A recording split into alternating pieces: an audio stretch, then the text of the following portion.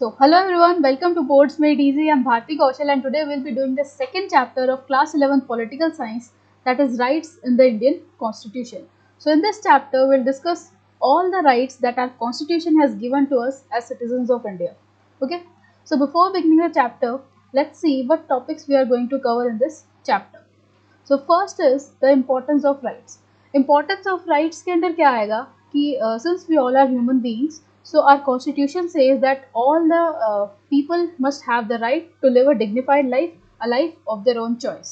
तो हम rights की importance इसलिए देखेंगे कि rights हमारे लिए क्यों ज़रूरी है. तो वो इसलिए ज़रूरी है क्योंकि हमें एक dignified life जीनी है. Okay, a life full of self-respect. Secondly, we'll discuss about the fundamental rights that our constitution has given to us. Okay. Fundamental rights mainly, as we all know, 6 होते हैं. Okay, so the first right under this is the right to equality, then right to freedom, right against exploitation, right to freedom of religion, cultural and educational rights, as well as right to constitutional remedies. And ये जो आपका last topic है, okay, directive principles of state policy, this topic is important for a 4-marker question. Okay, ये हम miss नहीं करेंगे. So it was just an introduction. So let us begin the very first topic of the chapter. So it is the importance of rights. Okay, so chapter की starting में आपकी 2 stories दी गई हैं. So those stories are not that significant, तो मैंने वो पूरी नहीं लिखी है. So I'll just explain it to you verbally. 1982 में हमारे यहाँ पर एशियन गेम्स होने थे. अब because it's a world wide event, सारी एशियन कंट्रीज हमारे यहाँ पर आने वाली थी. तो हमें गेम्स के प्लेटफॉर्म के लिए अच्छे अच्छे स्टेडियम्स चाहिए थे. एंड ऑब्वियसली जब कोई बाहर की कंट्री हमारे यहाँ पर आ रही है तो डेफिनेटली आप अपनी अच्छी चीज़ें रिप्रेजेंट करोगे ना कंट्री की. तो इस वजह से गवर्नमेंट ने कुछ कंस्ट्रक्शन प्रोजेक्ट्स लिए थे जिसके अंडर ब्रिजेस एंड स्टेडियम्स आते हैं. Okay, and under this construction government ने बहुत बहुत ज़्यादा कंस्ट्रक्शन फोर्स को हायर किया था.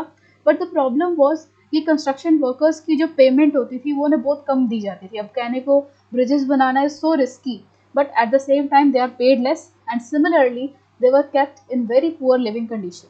सो the second story is the story of Machal Lalung.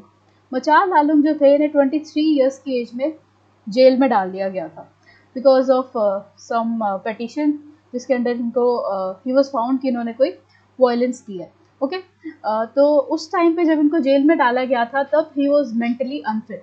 ठीक है, तो आफ्टरवर्ड्स कोर्ट ने क्या किया, इनको मेंटल हॉस्पिटल में इनके ट्रीटमेंट के लिए भेज दिया. तो जब हॉस्पिटल ने डिक्लेयर किया कि he is fit for the trial, तो उन्होंने 2 बार ऑर्डर भेजे जुडिशरी को कि इनका ट्रायल किया जाए. बट द प्रॉब्लम वॉज इनका ट्रायल हुआ ही नहीं. ठीक है, at the age of 77 he was release from jail. And वो 77 की एज में भी जुडिशरी के थ्रू ही वॉज नॉट उन्हें बाहर नहीं निकाला गया था. In fact it was through national human rights commission जिसके थ्रू इन्हें बाहर निकाला गया था. जब नेशनल ह्यूमन राइट्स ने इंक्वायरी किया एंड उस टाइम पे he was not found guilty. Okay, अब इन 2 केसेस में क्या है, अब जैसे जो फर्स्ट केस था जिसमें कंस्ट्रक्शन वर्कर्स को इतना फेस करना पड़ा, तो यहाँ पे ऑब्वियसली उनका राइट अगेंस्ट एक्सप्लॉयटेशन जो है वो वायलेट हो गया क्योंकि although they are workers but they too are humans ना, they deserve a dignified life.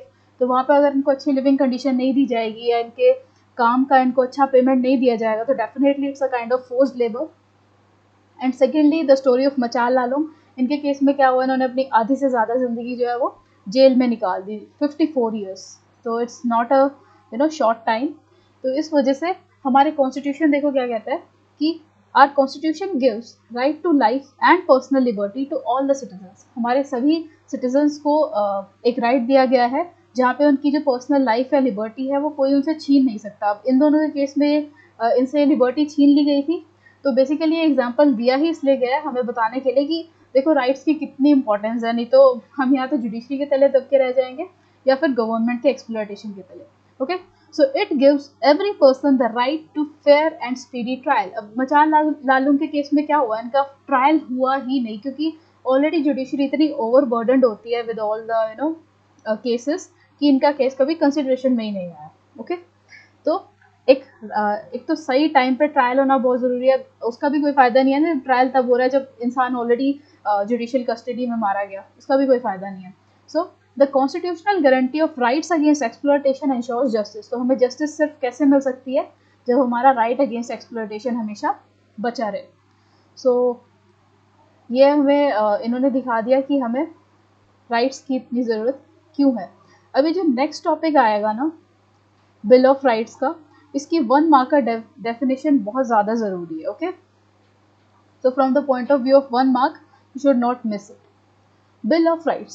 So the rights which are recognized as well as protected by government and our Indian Constitution. तो देखो, since India is the largest democracy, and in a democracy every citizen must have certain right which are to be recognized as well as protected by both government and constitution. अब obviously जो rights constitution में enlisted है definitely वो important तो है ही है ना, तो वो राइट्स जो कि कॉन्स्टिट्यूशन में लिखे भी गए हैं and eight the same time government भी उनको रिकॉग्नाइज करती है, मतलब उनको वायलेट करने की कोशिश नहीं करती है, ना ही कर सकती है।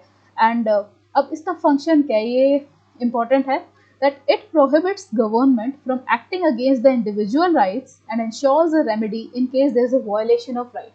इसमें क्या कह रहा है कि सबसे पहले तो वही है कि अगर कॉन्स्टिट्यूशन में एनलिस्टेड है तो government is not allowed to violate all these rights because we are human beings and we are the citizens of India.